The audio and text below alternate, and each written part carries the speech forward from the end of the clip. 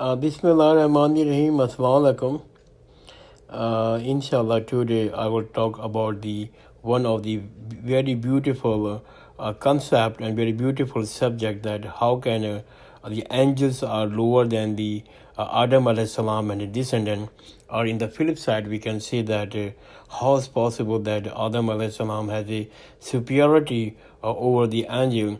So I want to discuss this subject and this beautiful concept in our Islam.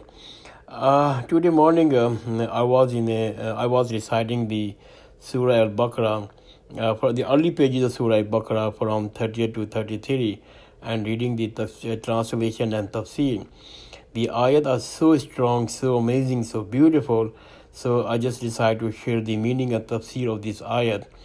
And it is basically this ayat is the one Allah subhanahu wa ta'ala create the human being, the mankind, and they have a conversation with the angels.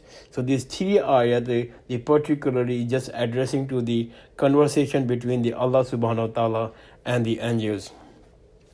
So when Allah subhanahu wa ta'ala decided to create Adam, Allah told to the angel that I'm about to create a creation that will die one after another and leave successor.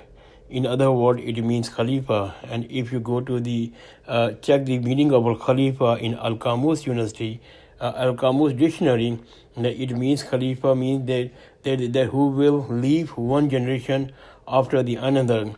So the angels don't die. They will only die on the day of the judgment. They have very, very long life. The same angels that are alive at the time of the pre-Adam will be the same angel until the day of the judgment. They don't procreate, they don't have a children, they will not die until the date of the judgment. To encircle back to my point, the Allah subhanahu wa ta'ala said to the angel that I am creating a new creation that will have a something called free will, and they are going to have generation after generation. The angel said to the Allah, "Oh Allah, how can you create a creation that is so evil? They are so bad. They are gonna shed blood. They're gonna do this. They're gonna do that. We are so pure. We always worship you. وَنَحْنُ نُسَبِّحُ بِحَمْدِكَ وَنُقَدِّسُ لَكَ." So ayat number 30, Surah Al-Baqarah. Angel replied that we are praise you all the time, we worship you all the time. Why do you want to make another creation? The Allah subhanahu wa ta'ala wanted to show the status of this creation. He wanted to prove the angel that the mankind, when they are pious and righteous, they are in fact better than the angels. This is one of the point of theology in Aqidah. This is the one of the basic point of the theology of Aqidah.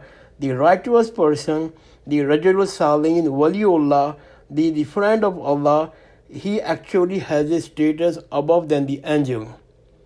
Do you believe that the Waliullah, the concept of theology in Aqidah, the righteous man, the Rajul Salihin, the Waliullah, the friend of Allah, he actually has a status above than the angel. In the reverse situation, in the reverse case, in the back another situation, the evil person, the person who are not worship to Allah, the status of this person is below than the animal, as per the Allah subhanahu wa ta'ala said in Quran. The righteous person is above than the angel. How did Allah prove this? Did he create Adam taller than the angels? Did he create Adam broader than the angels? Stronger than the angels? He creates Adam go run faster than the angels? Not at all. But in the contrary, angels physically are so strong, so powerful, so better than us. They can travel extremely fast, cover long distance very quickly. They have power to do this, they have a power to do that. The one angel, Jibril alayhi salam, with the wing, only one wing, he managed to destroy the complete city of Saleh. He attacked the city with the tip of his wing, and entire city flipped upside to down within a second, as per the hadith. So the only one angel, only one with the tips of his wing, he destroyed the complete city.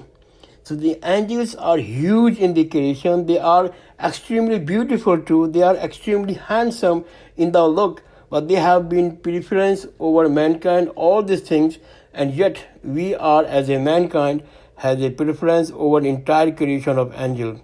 I repeat this word, we as a mankind has a preference over the entire creation of the angel. How did Allah prove this? All you know, Allah said in Quran ayat number 31, wa illama adamu samaw kullaha. Allah said, Allah taught Adam ilm that the angel didn't have.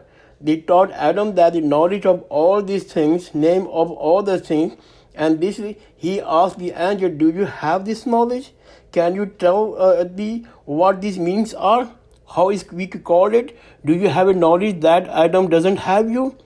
So when the angel saw that with his two eyes, the angel has two eyes, so the Adam has a preference. The angel saw that the Adam has a preference or has given knowledge that they don't have given.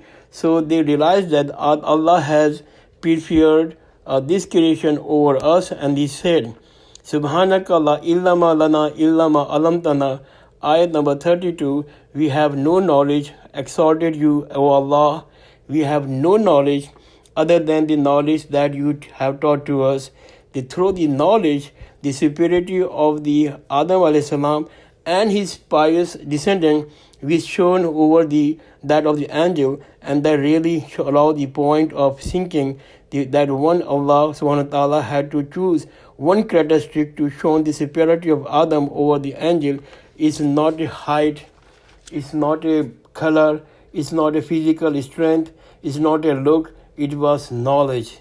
So through the knowledge, the superiority of Adam was shown over that of the Allah subhanahu wa ta'ala.